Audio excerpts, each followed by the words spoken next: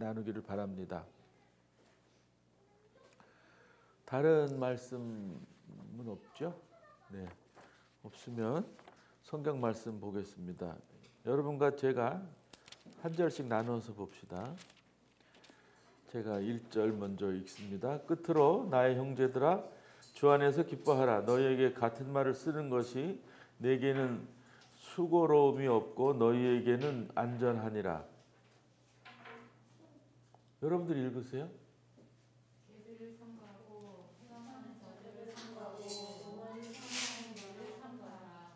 하나님의 성령으로 봉사하며 그리스도 예수로 자랑하고 육체를 신뢰하지 아니하는 우리가 곧 할례파라.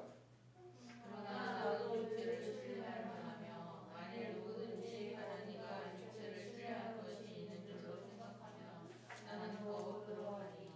나는 8일 만에 할례를 받고 이스라엘 족속이요 베냐민 지파요 히브리인 중에 히브리인이요 율법으로는 바리새인이요.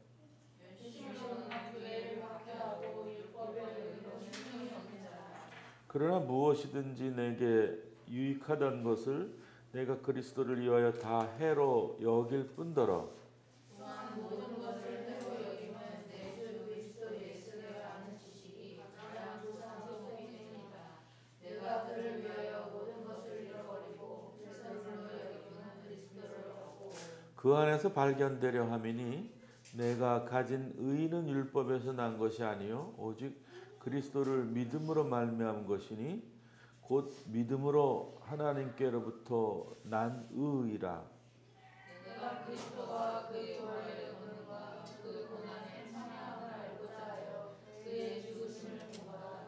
같이 봅니다. 어떻게 해서든지 죽은 자 가운데서 부활에 이르려 하노니. 아멘.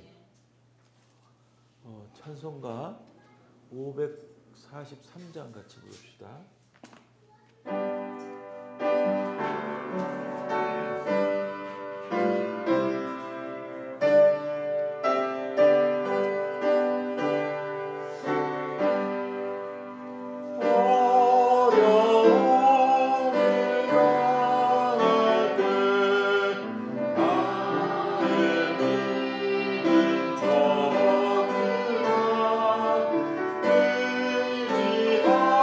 의지하는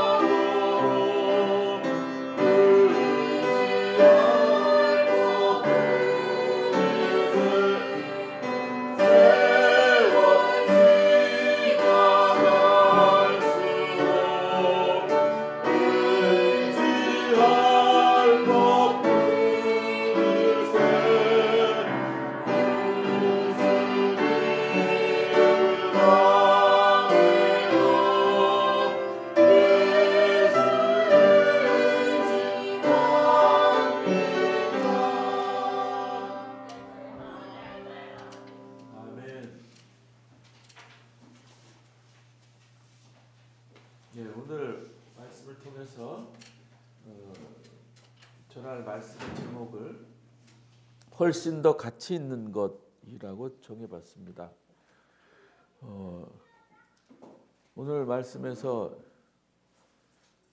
바울 사도는 주 안에서 기뻐하라. 그러니까 우리의 기쁨의 한계를 정해줬습니다. 주 밖의 것에 의해서 기뻐하면 안 된다. 주 안에서 기뻐하라. 바운더리를 주셨어요. 한계. 주 안에서 기뻐하는 게 무엇인가 생각해 봐야 되었었어요. 그래서 그 밑에 절들을 읽으니 거기에 다 소개되고 있었습니다. 아, 주 안에서 기뻐하는 것이 이런 거구나. 그러니까 육적인 것을 신뢰하고 그것을 자랑하면 안 된다라는 거예요. 그러니까 육적인 것이 뭔가 세상적인 것이다. 그러니까 일반 사람들이 흐뭇해하고 뿌듯해하고 자랑하는, 그래서 만족해하는 그런 것들에 대한 관심을 접어라, 뭐 이런 거죠. 이게 쉽지가 않은 거예요. 뭐 예수 믿는 사람과 믿지 않는 사람이 일반인 것들이 많은데, 그리고 뭐 예수 믿는다고 그래서 완전히 일반 사람들과 달리 사는 것도 아닌데, 뭐 세상적인 것들이 내게도 좋아지면 나도 기쁘고 즐겁고 행복한데, 그것을 억제하라는 그런 말로 저는 들리더라고요. 그것을 기쁘다고 그것을 다른 사람들에게 이야기하지 말라. 근데 우리는 많이 이야기하잖아요. 아, 우리 집에 뭐 생긴 것, 우리 집에 그 뭐 남편이 뭐 부인이 하는 일이 잘 된 것, 자식이 잘 된 것, 자식이 뭐 저는 뭐 좋은 대학이 뭔지는 잘 모르겠는데 세상 사람들이 정해놓은 좋은 대학에 간 것, 뭐 공부를 잘한 것, 뭐 1등한 것, 하여튼 뭐 남달리 잘하고 누리는 것에 대해서 우리는 굉장히 기쁨을 감추지 않거든요, 사실. 어때요, 정 목사님? 우리 그 주원이가 막 1등하면 기뻐요? 뭐 꼴등하면 안 기쁘고? 속상해요. 그럼 이제 좀 그리스도인이 돼가시는 그런 수준이신 거예요. 전 된 줄 알았는데. 그 1등하고 꼴등하고 에 의해서 내 기분이 이렇게 바뀌면 안 되는 거예요. 그래서 어떤 그 세상적인 일들이 되고 안 되고를 가지고 내가 기분이 상하고 기분이 좋고 이런 변화가 있으면 제가 늘 하는 말, 나의 신앙이 문제가 많구나라는 것을 고민해야 될 시간입니다. 그게 굉장히 힘들어요. 근데 우리가 그런 게 우리가 신앙생활을 잘하는가 잘 못하고 있는가의 어떤 그 기준이 되는 거예요. 내가 남들처럼 기뻐하는 수준인지 그게 아닌지를 이렇게 잘 살펴보면 내가 믿음이 좋은지 안 좋은지 알 수가 있는 거죠. 그래서 남들이 좋아하는 것에 좋아하고 기뻐하는 것에 기뻐하는 수준이면 아, 내가 좀 말씀을 멀리 떠나 있구나. 내가 기도 안에서 하나님과 교제가 좀 많이 안 되고 있구나. 이걸 생각해 봐야 되는 거예요. 그러니까 주 안에서 기뻐하라는 거는 바울이 얘기하는 그런 것들로 인해서 너무 이렇게 즐거움을 찾지 말아라. 이런. 그래서 육적인 것을 신뢰하지 말고 자랑하지 말라. 이렇게 단도직입적으로 바울은 얘기하고 있는 거예요. 이제 이스라엘 사람들 중에서 그 그리스도인 된 사람들이 유대인 문화에 쩔어 있어서 그 예수 믿기 전에 어떤 그 활동들이나 행동들 이것들을 자랑하며 사는 사람들이 있어요. 그게 이제 소위 말해서 할례당 같은 사람들이에요. 할례를 받으면 뭐 전부인 것처럼. 그래서 안 받은 사람들에 대해서 되게 차별하고 무시하고 사람같이 생각 안 하는 그런 그 문화들이 예수를 믿는 히브리인 중에 있었던 것 같아요. 바울 사도는 그들을 격하게 얘기합니다. 개들이라고 그래요. 개. 우리가 나쁜 사람들을 볼 때 욕을 하는데 이 개들이 좀 기분 나빠할 거지만 개를 비유 많이 해요. 저런 개 뭐 막 이런 식으로 개만도 못하다, 뭐 짐승만도 못하다. 이렇게 듣는 짐승들이 굉장히 기분 나쁠 수 있을 거예요. 어찌 보면은 그런 그 짐승이나 개보다도 더 못한 거일 수 있다라는 거죠. 이게 뭐 할례 받은 게 그 유대인들에게는 엄청나게 중요한 거였나 봐요. 근데 예수를 믿는 그 믿음 안에서는 그게 중요한 게 아니어야 되는데 자꾸 중요하게 이렇게 내세우는 율법을 내세우는 그 율법이라는 것, 그 우리로 말하면 교리라고 볼 수가 있어요. 교리, 이 도그마, 교의, 어떤 우리가 예수님을 잘 믿으려고 정해놓은 규칙이나 규범들이라고 볼 수 있는데 그것에 너무 그 모멸돼 있는, 그것에 너무 집착돼 있는 그런 태도가 문제라는 거예요. 그래서 본질을 잃어버린, 그걸 본질을 잘 드러나기 위해서 규칙이나 규범들이나 율법을 만들었는데 그 본질이 안 보이고 이 비본질적인 이 규칙이, 이 율법이 돋보이게 하는 행실, 이것이 굉장히 문제다라는 이야기를 사도 바울은 하고 있는 거예요. 그래서 바울 사도께서 말씀하시는 훨씬 더 가치 있는 것은 예수 그리스도다라는 거예요. 그러니까 예수 그리스도께서 사신 그 생애, 예수 그리스도께서 사신 생애 속에서 주는 메시지, 의미, 이게 가치 있다라는 거예요. 그런 점에서 세상 사람들이 가치를 두고 있는 것에 그 의미를 버렸다. 자기도 예수를 알기 전에는 세상 사람들이 가치 있게 생각했던 것들을 가치 있게 생각하면서 자랑하면서 자존감을 높이면서 살았는데 그게 아니다라는 것을 알았다, 이렇게 얘기를 하는 거예요. 그러면서 하는 말씀이 이제 자기의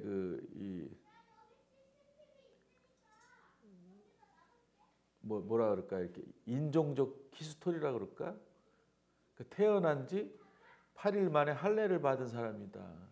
그러니까 예를 들면은 이 이스라엘 백성 중에서 가장 완벽한 사람 중에 한 사람이다라는 거예요. 그러니까 할례를 받은 사람이고 베냐민 지파. 이게 베냐민 지파는 이스라엘 백성 중에 여러 지파가 있는데 가장 하나님의 사랑을 받은 지파다라는 그런 생각을 하고 있는 거예요. 그러니까 예수님도 이 베냐민 지파에 이렇게 자손이셨거든요. 그러니까 이제 한가닥하는, 행세하는 그런 이 족보를 가진 그런 사람들인 거죠. 그래서 순수한 이스라엘 사람이다. 자기는 누구보다도 완벽한 순수한 이스라엘 사람이다. 그 다음에 히브리인 중에 히브리인이다라는 거죠. 그러니까 신라에 진골, 성골 이런 게 나눴잖아요. 성골 중에 성골이다. 이렇게 최고의 집안이다라는 얘기를 하는 거죠. 율법을 철저히 지키는 바리새인이었다라는 거죠. 그 바리새인 중에도 가장 탁월한 그런 사람이었다라고 이제 생각하는 거예요. 그다음에 이제 유대인으로서 교회를 핍박하는 1인자였다. 그러니까 그리스도 교회를 핍박하는데 1인자니까는 반면에 유대인의 최고의 사람이었다라는 거죠. 그러니까 그리스도교 타종교를 가장 잘 핍박하는 사람이었다라는 거죠. 그게 이제 유대인으로서는 자랑거리인 거죠. 율법에 비추어서는 흠이 없는 완벽한 사람이에요. 요즘 시대의 완벽한 사람은 뭔가요? 네? 배우자로서 제일 선호하는 그런 완벽한 사람 누구예요? 당시에 아마 그 유대인 안에서는 바울이 이 배우자의 제일 그 으뜸 가는 자라고도 볼 수 있는 거죠. 돈 많이 버는 사람이라 그럴까요? 지금으로 뭐 어떤 사람인가? 배우자 그 선호 1위가 뭐 교사라 그러던데 교사 뭐 이렇게 언론에 의하면 진짜인지는 모르겠어요. 그러니까 이제 교사가 뭐 안정적인 직업이라 그런가? 공무원도 아마 좋은 직업 중에 하나라 그래요. 하여튼 뭐 어쨌든 이게 겉으로 보기에는 그야말로 아주 누구도 좋아하는 그런 것들을 가진 분이 바울인 거예요. 바울. 선망할 수밖에 없는 누구도 그런 사람인데 나는 그런 자랑거리들을 이제 자랑거리로 취급을 안 한다라는 단정을 우리 사도 바울 선생께서 하시는 거예요. 예수를 만난 후에, 그러니까 예수를 만나기 전과 후가 완전히 달라지신 거죠. 그러니까 또 다른 말로 얘기를 하면 세상에 가치 있는 것들을 다 버렸다라는 거예요. 그 이유가 뭐냐면은 예수 그리스도를 아는 지식의 가치를 내가 누구보다도 더 잘 알게 되었기 때문이다 이렇게 얘기를 하는 거예요. 그리스도를 아는 지식의 가치가 훨씬 더 좋다라는 것을 알았다 이 말입니다. 그러니까 세상 사람들이 원하는 가치와 비교할 수 없는 엄청난 가치가 그리스도를 아는 지식에 있다라는 얘기를 하는 거예요. 그러면서 하시는 말씀이 그렇기 때문에 나는 이 세상적인 가치를 두는 것을 이 배설물로 여긴다. 이게 참 잘 표현된 것 같아요. 안 좋은 거 얘기를 할 때 그렇게 얘기를 하잖아요, 우리가. 똥 같다고. 아무 무가치한, 아무 가치가 없는 그런 쓰레기로 생각한다 이 말인 거예요. 그러니까 세상 사람들이 기뻐하는 것을 무가치하게 여긴다 뭐 이런 얘기인 거예요. 바울은 왜 그것을 무가치하게 여겨야 되느냐? 그리스도를 얻기 위해서, 그리스도와 완전히 하나가 되기 위해서 우리가 그 세상적인 가치 있는 것을 무가치하게 여겨야 된다 이렇게. 자기는 그렇게 했다라는 얘기인 거예요. 이게 굉장히 그 거대한 얘기죠. 어려운 얘기입니다. 쉽지 않아요. 그러니까 그리스도를 얻기 위해서는 세상이 가치 있다고 생각하는 그런 것들을 다 이렇게 멀리해야 된다. 그거는 예수님이 그 세례 받으시기 전 그 광야에서 받으신 시험을 통해서 우리들에게 알려주신 것 같아요. 그러니까 세상적인 가장 큰 가치 세 가지를 얘기를 하시면서 그거를 멀리해야 그리스도인이 된다는 것을 우리 예수님께서 알려주셨어요.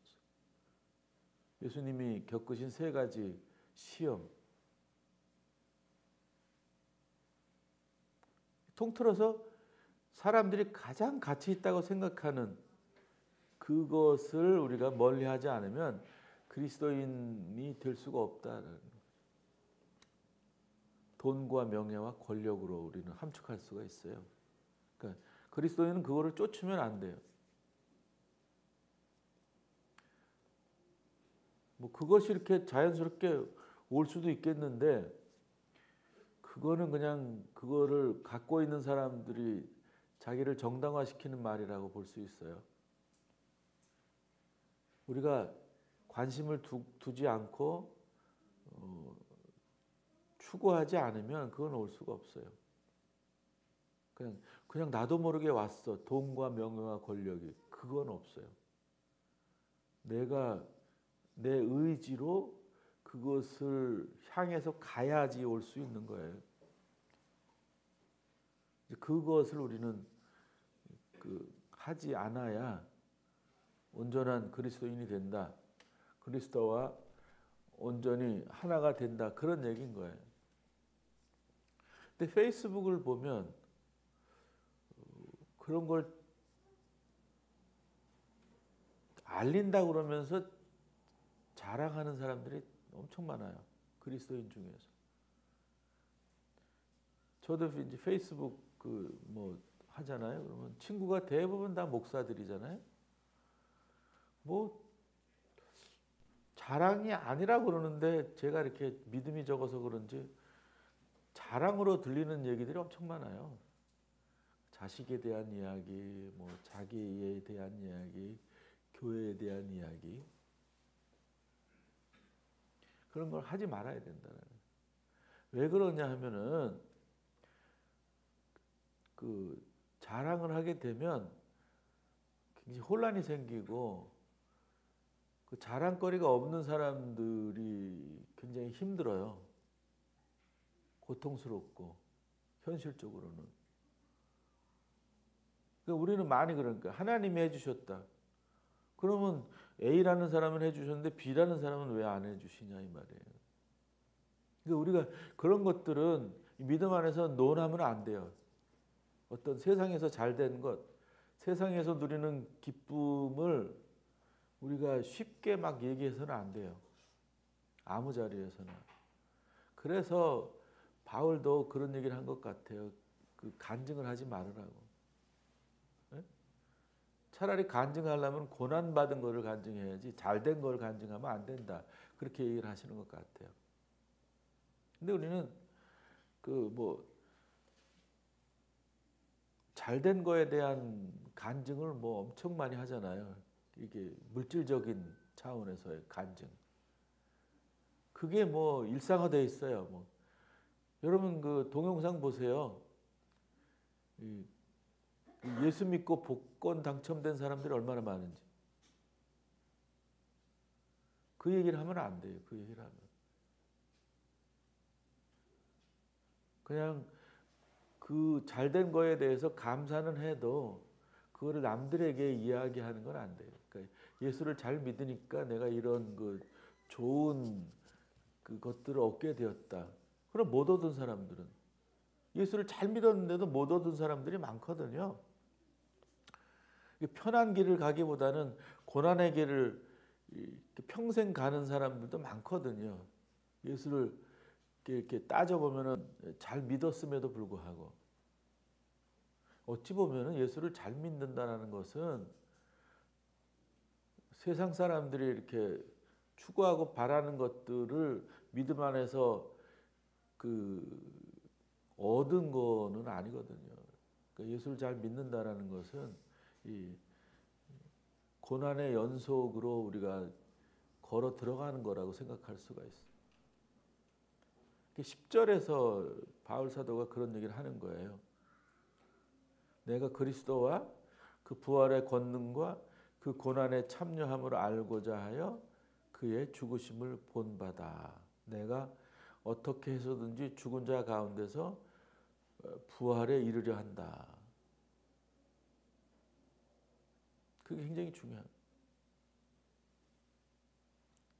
그러니까 우리가 그리스도를 바로 알아야 된다라는 거예요.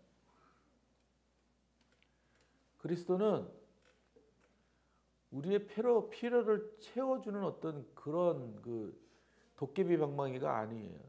제가 자주 얘기했지만 내가 돈 필요하면은 언제든지 돈을 찾아 쓰는 은행이 아니에요.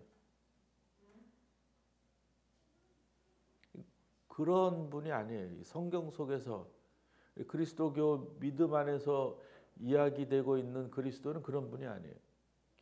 근데 지금 현실 속에서 그런 분으로 변질되었어요. 내가 언제든지 필요할 때 빼어쓰는 뭐 크레딧 카드 수준으로 전락했단 말이에요. 그런 그리스도는 성경에서 우리가 믿어야 될 그리스도는 아니에요. 그러니까 성경을 잘 읽어보면 늘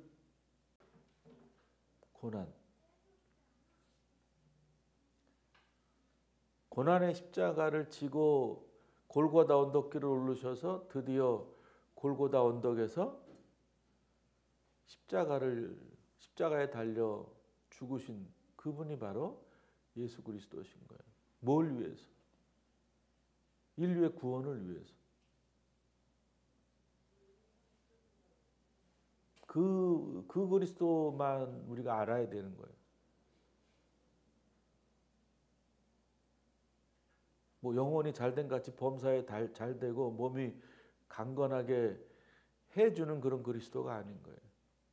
그건 우리 인간의 바람일 뿐이지 그렇게 해줬으면 좋겠다라는 바람이지 그것이 그리스도가 해주시는 것은 아니에요. 그런 복을 어떤 사람은 받고 어떤 사람은 못 받아요. 그러나 그게 최종적인 그 복은 아닌 거죠. 그래서 우리가 그 더 가치를 알기를 원한다면 훨씬 더 좋은 가치를 깨닫기를 원한다면 그리스도를 바로 알려고 애를 쓰는 노력들이 필요하다라는 거죠. 그리고 부활의 능력을 체험하는 사람들이 되어야 됩니다.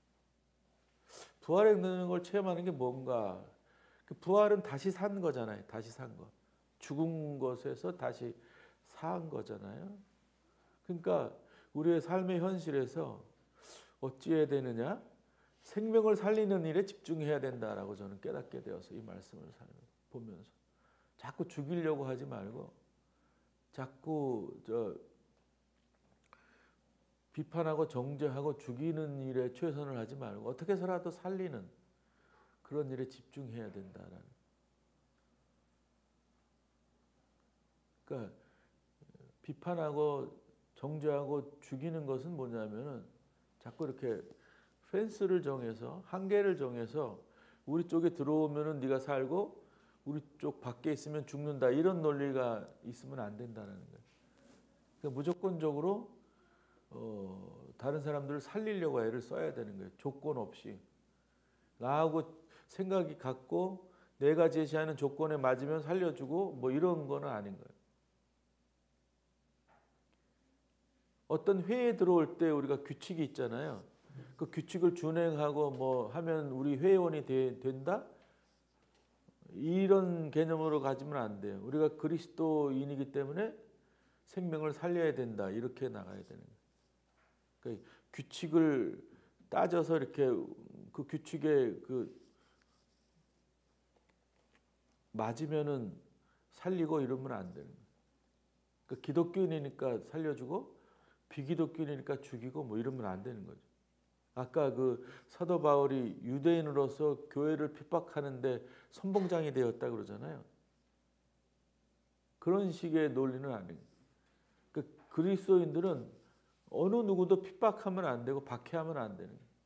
어느 누구도 차별하고 혐오하고 증오해서는 안 되는 거예요.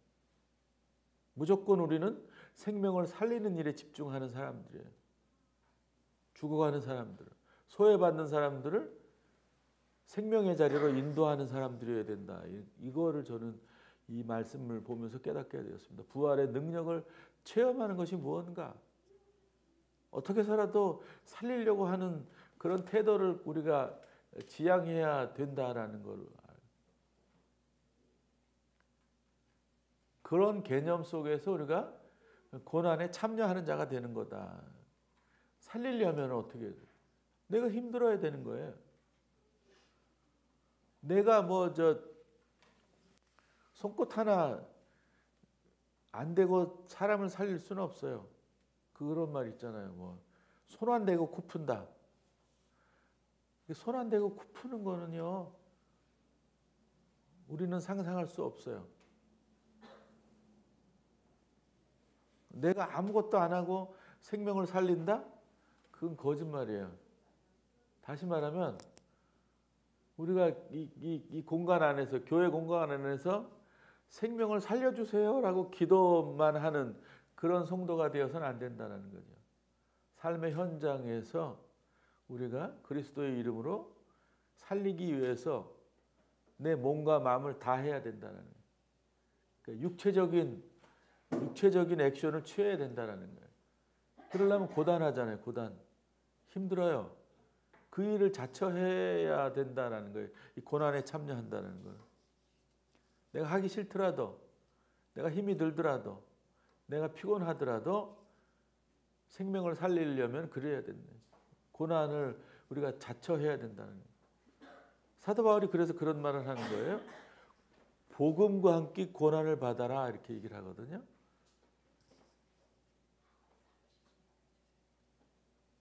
우리가 복음에 참여하는 자가 되면 고난에 참여하는 자가 되는 것이고, 고난에 참여하는 자가 되면 복음에 참여하는 자가 되는 거예요. 그러니까 그분의 죽음을 본받는 자가 되어야 된다는 거예요. 우리가 부활만 얘기해서는 안 되는 건데 자꾸 우리는 부활만 얘기를 해요. 예수님 믿고 부활하자. 예수님 믿고 부활했다. 고난이 없어요. 지금 그 기독인의 문제는 고난은 예수 그리스도가 다 받으시고 나는 부활의 영광만 얻자. 이 개념이 팽배되어 있어서 문제인 거예요. 고난이 없는 부활은 아무 의미가 없어요.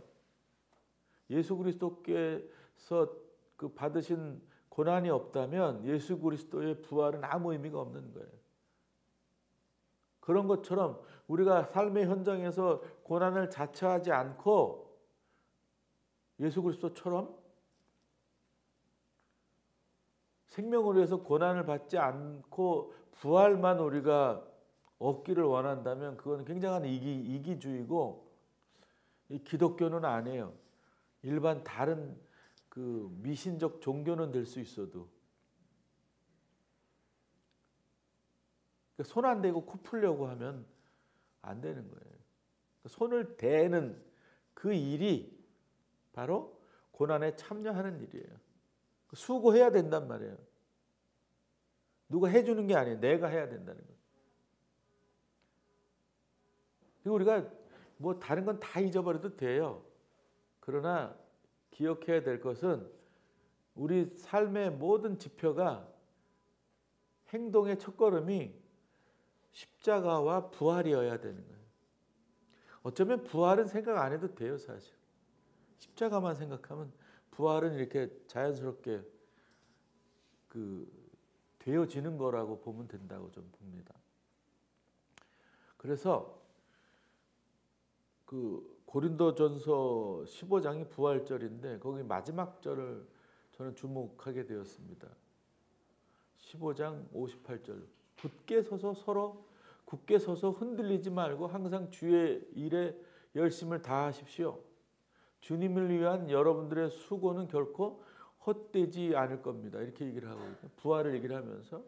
그러니까 우리가 부활을 사모하고 부활을 소망하는 사람으로서 살아야 될 태도가 바로 굳게 서는 거예요. 세상 안에 굳게 서서 흔들리지 말고 항상 주님의 일을 열심히 수고하여 하는 거다라는 거예요. 그게 십자가의 고난인 거예요. 그러니까 편하려고 예수를 믿으면 안 되는 거예요. 고생을 덜 하려고 예수를 믿는 게 아니라 우리는 더 편치 않으려고, 불편하려고, 또 고난을 받으려고 예수를 믿는 것이어야 된다는.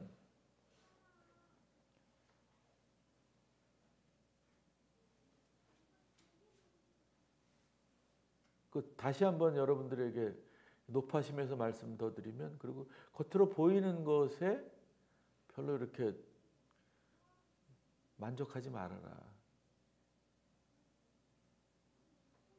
부러우면 지는 거다 이런 얘기 있잖아요.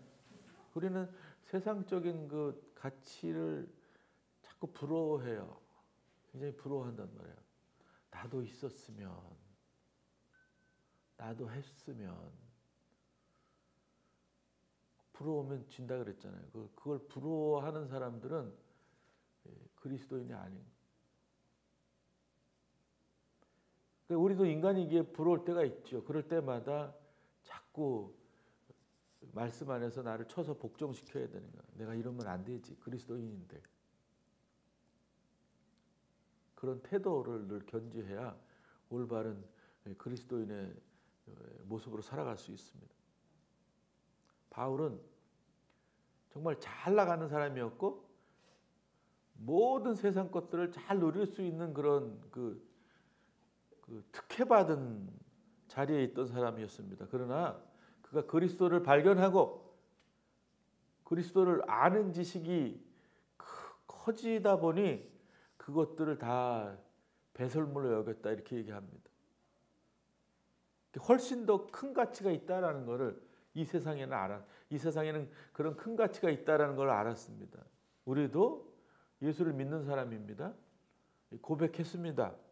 그렇기 때문에 훨씬 더 큰 가치가 있다라는 것을 알아야 되고 그것을 추구해 가야 되는 성도들인 겁니다.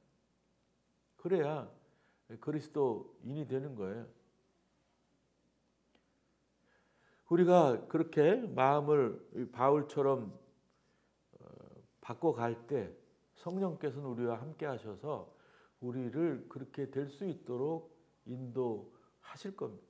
그러니까 우리들이 항상 내 안에 내주하시는 성령님을 기억하고 열심히 수고하면서 노력해야 됩니다. 훨씬 더 가치가 있는 것을 향해서. 그러면 우리가 정말 사람다움으로 올곧이 설 수 있고 정말 세상이 주는 그 뿌듯함이 아니라 믿음 안에서 우리가 경험하는 뿌듯함으로 행복을 누릴 수가 있는 것입니다. 이 말씀을 기억하면서 한 주도 살아나가서 하나님이 참 대견해하는 그런 성도가 되기를 바랍니다. 기도합시다. 자비하신 주님, 오늘 사도 바울의 말씀을 통해서 훨씬 더 가치 있는 것이 무엇인지 깨닫고 그것을 우리가 추구해야 됨을 알게 되었습니다. 인간된 모습으로는 도저히 우리가 그걸 할 수 없사오니 성령 하나님께서 저희들을 주관하시고 인도하여 주셔서 훨씬 더 가치 있는 것에 즐거움과 기쁨을 누리고 행복해하는 저희들 될 수 있도록 도와주시옵소서. 예수님의 이름으로 기도하옵나이다. 아멘.